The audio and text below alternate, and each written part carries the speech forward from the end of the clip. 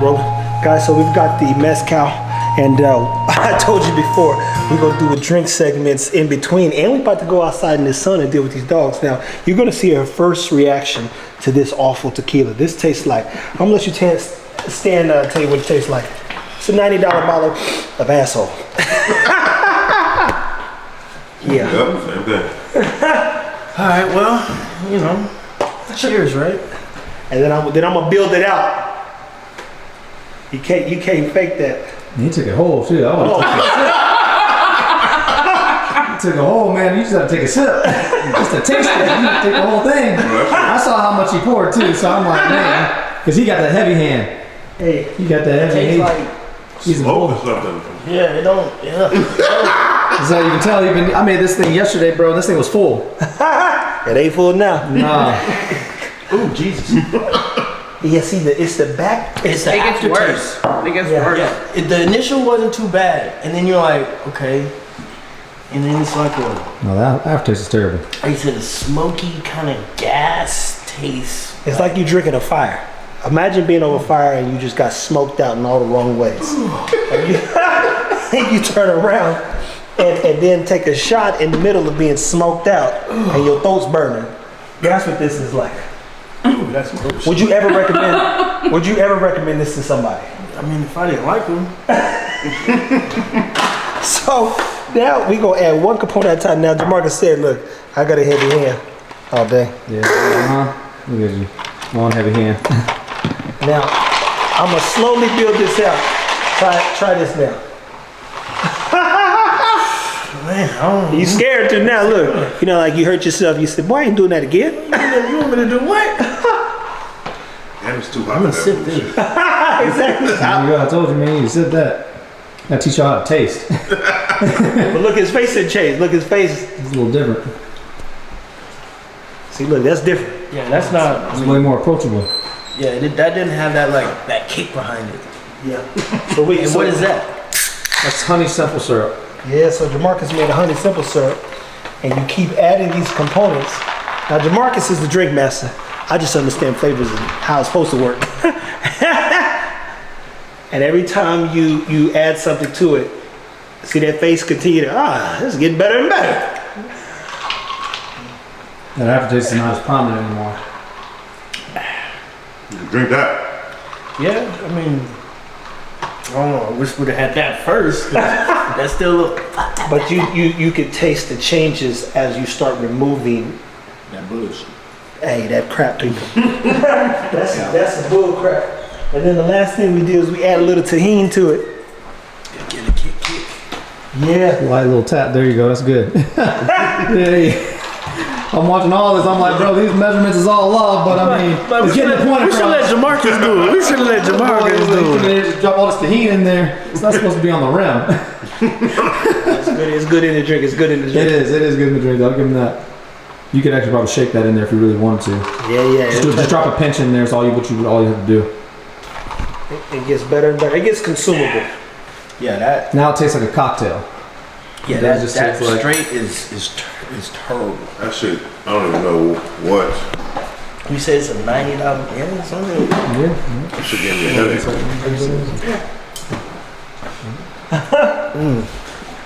Now, I didn't know that there were different forms of tequila people. I've not been a drinker for real. And I've got friends, I mean, shit, Jamarcus, he's a drunk. No, he used to be a bartender. He's got, what, 10, 15 years experience? 15 years. Man. 15 years experience, so he understands the importance of making sure people enjoy themselves, especially if they're coming to high-end restaurants. He's worked at Frisco's, so he knows how to make sure that the flavors are there. And him and I had a conversation years ago about being a bartender, and technically it's like having your own business. And in having your own business, people don't come back just for a drink. You can eat a drink anywhere. They come back to see their person. And in this case, Jamarcus was one of the guys that people at Del Frisco's here in Texas, Legacy, when he used to work there, people come back to. People come back and see. And, you know, he's told me he's literally giving people recipes, and he said it just doesn't taste the same. It'd be like somebody trying to cook one of my meals. It won't taste the same. I assure you that. And even doing the workouts, there's a certain energy that certain people bring to your life, and you can't replicate that. That's what you think you can at times, but you get there and you're like, oh, this don't feel the same. It literally, you go in there and there's a reason why. And I'm saying this to say because even Stan drives 99 miles from where he's at once a week just to come and hang out, do dog stuff, shoot, edit, eat, help us. We help him, and it's an exchange of energy that he needs at least once a week to feel like he's actually continuing to progress. And mind you, there's no rule stipulations. Stan has his own business. He makes good money. He does. If it was up to me, he don't need me for nothing. But again, there are certain things you can't replicate in life. And if you find good people, normally you cling to them, especially if you can learn with them and grow with them. And technically, we've all grown over the past couple of years, to be clear. And we're going to continue to do so. So, $100 million. there you go. So we've got him. He's going to be at Beasts of the East.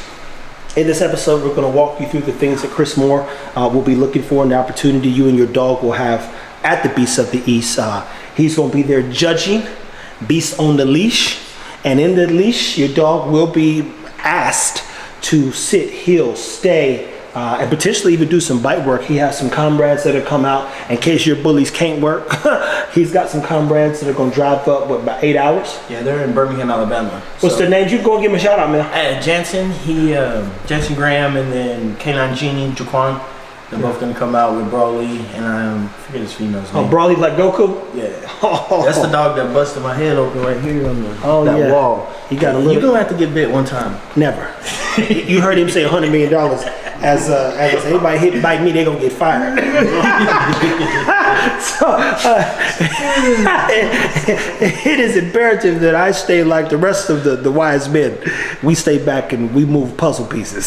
So when you go do this, you go do this, and I'll do the rest. But he's probably one of the best probably one of the best dogs I've ever worked. He has that intense desire to he wants to hurt you, but it's like controlled hurt. Like he's a good dog, and then when he's not doing bite work, he chills.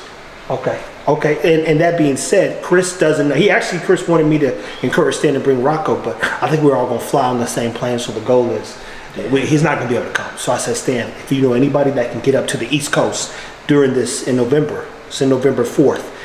They've already got the venue. He called me and said, Trev, I've given her the money. It is set in stone. I said, well, Chris, I got you. I will be there, my man. We will all be there to ensure this event moves as successful as it can be. So. And he said he wanted bully-style dogs, not a Malinois. So. Yeah. I think it'd be good though if he does have anybody has shepherds or Mals to show the extreme in terms of how much control is there.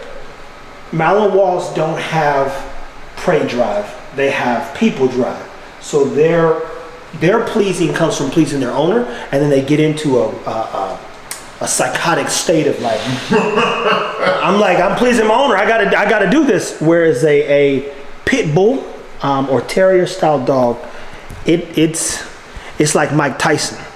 If it wants to hurt you, it no longer needs once you give it permission. One of my favorite movies is The Equalizer, and in that scene where his the first one, he says, hey, did he get what he wanted? She said, he didn't come here for it. He came here for permission. And in his permission, he's about to go give you a chance. And then he's going to send you to hell. That's what he's going to do. That's it. She's like, and he didn't say goodbye or nothing. He just the bully's a pit bull type dog, because if you it might look like. Yeah, they're more independent. They weren't listening to somebody telling them how to be in that pit. They were just surviving. Versus shepherds were being told where to push the animals, where to do this, when to do this, when not to do things. But the pit bull was saying, hey, go get that hog and come back. You know what? I'll tell you this. I saw a story the other day of a 75-year-old guy who won a 100-mile race. I don't know if you've seen this story, but in him winning, they said he was racing against these young people, and he kept running for 3 days straight. And they said that he had a light trot, but he never stopped. They said, how did you do this? He said there would be a storm coming, and we had 2,000 acres and over 200 sheep, and I would have to run for 2 days to round up all these sheep. So where these people would take naps and breaks, this is him for 3 days straight. And he won. I will see if I can find the story. He won a 100-mile race with people who were way younger than him because he never stopped. Slow and steady wins the race. I'm trying. It's not a fable, right? That right there. When I saw that, I said, "No, that's That's the level of focus that 75, 9 out of 10, 20-year-olds, they were there. they don't have, and it's a very fascinating story for people like me, because I'm always inspired by people who keep going and keep going. So we're gonna get out here, do a few things with the dogs, things that you should be prepared for, and things that we'll be looking for. Again, Stans. Can I come to the dog show too? Yeah, everybody's welcome. Everybody's welcome. I just know Jamal jumped real quick. Hey, where y'all headed?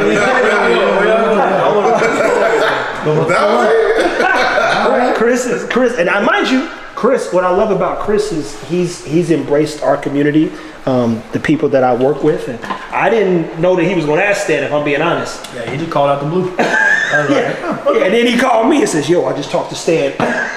He was like, I told him I need him to judge, and if he can't bring some dogs out, he respects Stan's work. And then, is that the one you posted on your page? Or is it a different one? which one? There's an event. Yeah, he said, only thing, look, I don't even promote or post no events. So if I post an event, it's happening. That's great. And you actually gonna be there. Fit Bullies channel people are writing me in my DM and writing offer of we're going there, and now I'm like, that's crazy. They're like, man, I'm not gonna get a response from him, but maybe. Because they know he ain't gonna. And you know what's funny is Hunter sent it to me, like he was like, yo, who these? Like they got Fit Bully TV in the flyer. Like, you know these people? I said, my man, that's Chris and Gina. Oh, okay. We literally helped them move their whole fence with 3 trucks with your assistance and turn it into an episode. Yes, I'll be there and I'll be shooting the whole thing. So, like I said, very few people can get me to do anything, let alone in terms of a show. And this is probably the one time you can come, you can ask questions, you can harass me. I went to the last show. Yeah, well, at this moment in time, we might work an angle in there here soon. The last show, a dude says I had a hoodie on and I pulled my thing down, and I was sitting there. He said, hey man, I think I know you from somewhere. And I said, nah man, you don't know me. That's my famous line. Nah, you don't know me. And he said, yeah, I think so, man. I said, Jesus Christ. And so it was so funny. It's a big old white dude. He pulls up and he's, well, since I got you here, he was in my ear for the rest of the episode. Now, shout out to my homie. Now, mind you, can't remember his name. I gotta be honest with you. But he was a cool dude. And anywho, we're gonna show you perspective, and we're gonna start shooting some fun stuff about Beast of the East, Beast of the Leash. He's got some special judges coming. My job is to shoot everything. Jamarcus and I, and there will be 3 other teams there that are shooting quite like some good stuff, and I believe one of them, from my understanding, even shoots and works with Netflix. That stuff never means nothing to me. Respectfully, just because I've seen so many people shoot stuff, and before the hour of the show, I will have something up when we're gonna drop it to everybody's phone. We're gonna stop it in the middle. I'm gonna press one button and give y'all all the video so y'all can share in the actual moment. I did this at the ABKC National with Fred Durant. I did it with Blue when he won his first award. People could not believe that I was dropping almost 5 to 7 videos while a real live event was going on high end. It's facts. I still got videos from people that from months ago.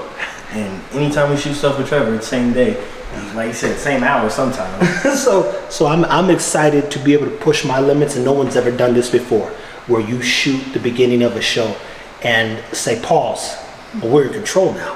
I sit with the controller like the Wizard of Oz. I say, hey, tell everybody to stop what they're doing. I'm gonna airdrop and send it to everybody. Everybody posted hashtag Beast of the East. Now we're trending. You've never seen that done in a show before. And I guarantee you it's not gonna happen. Not like this. No time soon. So stay tuned, keep taking care of your dog. Stan's gonna teach us how to do some things if you wanna win. I don't know what the prizes are, so I can't promote that. But there might be some prizes, might be some trophies, might be some money. But it's gonna be a good time with family, friends, and dogs.